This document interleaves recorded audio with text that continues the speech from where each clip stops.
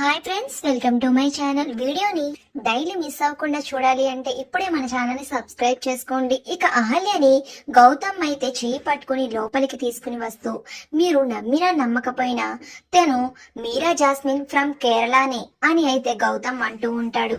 ఇక అప్పుడు యామిని ఇలా అంటూ ఉంటుంది, సరే నువ్వు చెప్పిందే నిజం అని అనుకుందాం.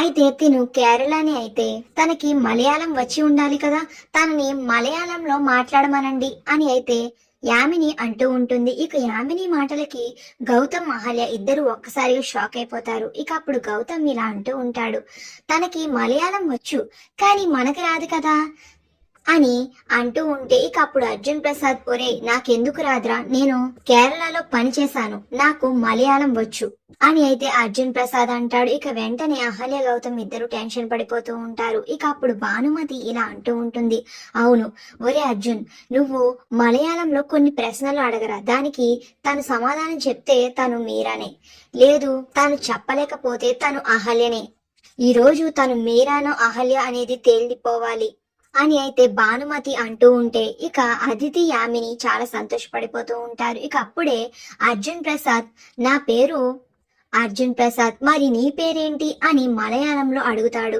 ఇక అహల్య ఏమి మాట్లాడకుండా సైలెంట్ గా ఉండిపోతుంది.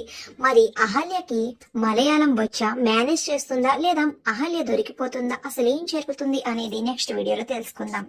ఇంతకీ ఈ రోజు వేసిన ముగ్గు మీకు నచ్చిందా? ఈ ముగ్గు నచ్చితే ఇప్పుడే లైక్ అండ్ సబ్స్క్రైబ్ చేసుకుని కమెంట్ చేసేయండి.